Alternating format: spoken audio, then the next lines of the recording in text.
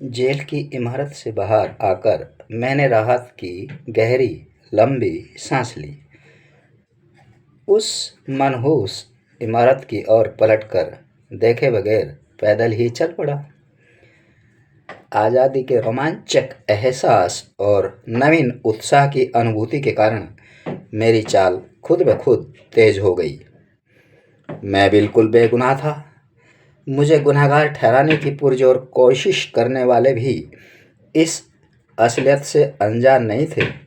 इसके बावजूद गिरफ्तार होने के बाद मुझे पहले हवालात और फिर जेल में सड़ना पड़ा। मेरे वकील की काबिलियत और ठोस दलीलों ने मुझे फांसी के फंदे से बचा लिया, लेकिन जमानत मंजूर कराने के मामले में वह कामयाब नहीं हो सका था, क्योंकि चंद भ्रष्ट और साधन संपन्न लोग, जिनका ईमान सिर्फ पैसा था और जो पूरे शहर को अपनी मिल्कियत तथा कानून को खिलौना समझते थे, ऐसा नहीं चाहते थे। अगर उनका बस चलता होता तो उन्होंने मुझे फांसी के फंदे पर लटकवा ही देना था। लेकिन या तो शायद अभी इतना अंधेर नहीं था, या फिर उन लोगों के मुकाबले मेरी किस्मत ज़्यादा तेज थी। करीब 1 घंटे बाद मैं पार्क स्ट्रीट पर मुड़ा, जहाँ कोई 300 गज आगे वह 7 मंजिला इमारत थी जिसके चौथे खंड पर मेरा फ्लैट था। तभी पीछे से आता एक नौजवान मेरी बगल से गुजरा। उसने काला पुलोवर और काली पैंट पहनी हुई थी। उसके मजबूत इकहरे जिस्म में चुस्ती और चाल में दृढ़ता साफ जाहिर हो रही थी। मैं उसे अच्छी तरह जानता था। वह करीब 10 गज आगे जाकर रुका, जेब से पैकेट और माचिस निकालकर सिगरेट जलाने लगा। उसे अजनबी की भांति बराबर से गुजरता और अचानक आगे रुकता देखकर मैं सतर्क हो गया। इधर उधर देखे बगैर पूर्ववत चलता हुआ उसके पास पहुंचा। मैंने जेब से प्लेयर्स का पैकेट निकाला, एक सिगरेट निकालकर होठों में दबाते हुए पूछा, माचिस दोगे? उसने बड़े बोरियत भरे ढंग से माचिस मेरी ओर बढ़ा दी।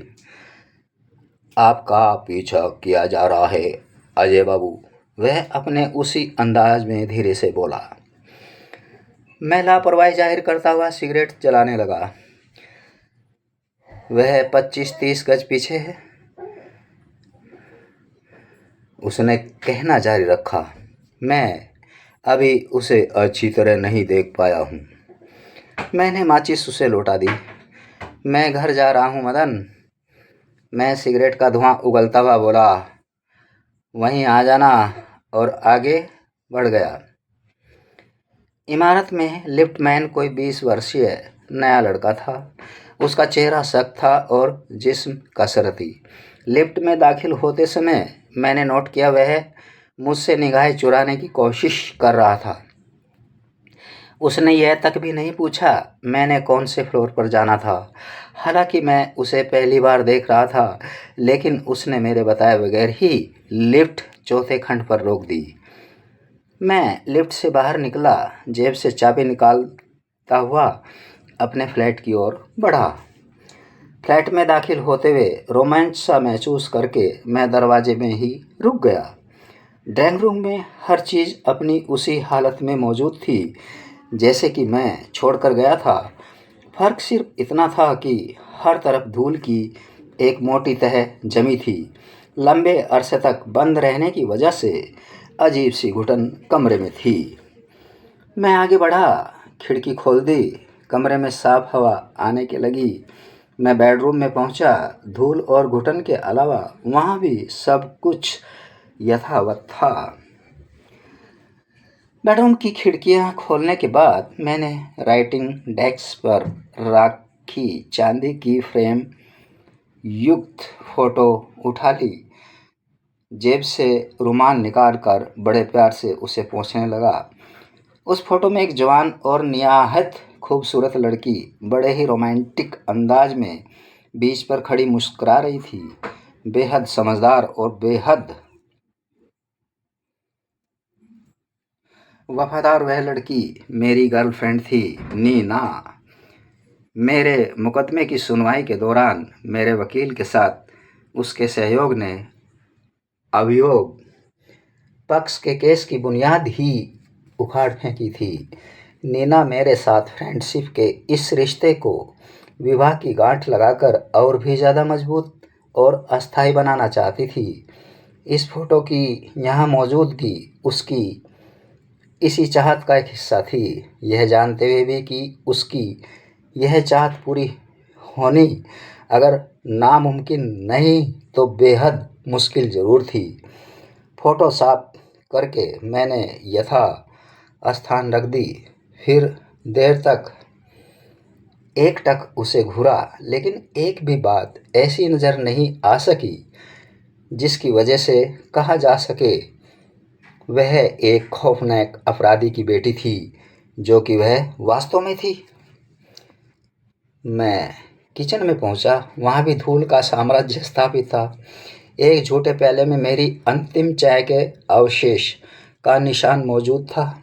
नाश्ते की झूठी प्लेट में टोस्ट का टुकड़ा सूखा था और चूरा भी पड़ा हुआ था। बिजली की केतली के पास अखबार खुला पड़ा था, जिसे उस रोज़ देर से नाश्ता करते समय मैंने सरसरी निगाह से दोबारा भी देखा था। अखबार 4 अगस्त का था, 5.5 महीने पहले पुराना।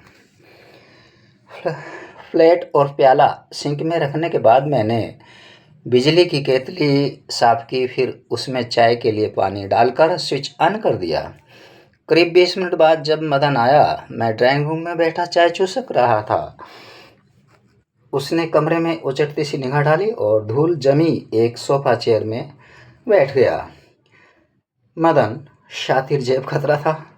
इस काम में उसे इतनी महारत हासिल थी कि कभी पकड़ा नहीं गया।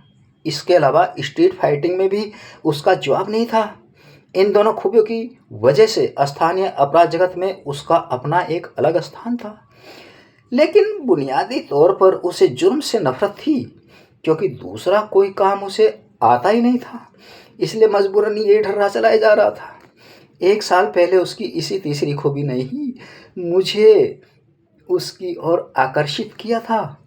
तब से ही मैं उसे इन्फॉर्मर के रूप में इस्तेमाल करता आ रहा था। उसके द्वारा दी गई जानकारी हमेशा विश्वसनीय साबित हुई थी। खाली प्याले में चाय डालकर मैंने मेज पर उसकी ओर खिसका दिया। वह मुस्कुराया। कंग्रेचुलेशंस अजय बाबू। मैंने प्रशंसात्मक निगाह से उसे देखा।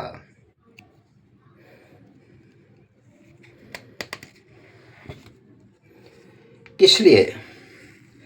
फांसी के फंदे से बच जाने के लिए। मैं हंसा। ओह, थैंक यू। वैसे मैं बचने की कोशिश तो बड़ी ज़बरदस्त की गई थी। हाँ, और वे लोग करीब करीब कामयाब भी हो गए थे। मदन ने चाय सिप करके प्याला नीचे रखा। आपका पीछा कहाँ से किया जाना शुरू हुआ था? उसने सिगरेट जलाते हुए पूछा। पता नहीं, मुझे तो इस बात की जानकारी भी तुम्हारे बताने से पर ही हुई थी। मैंने तनिक रुककर सिगरेट जलाने के बाद पूछा, किसका आदमी था? पता नहीं।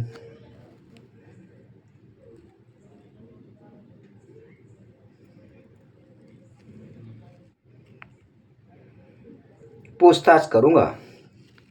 था कौन? यह भी नहीं जानता।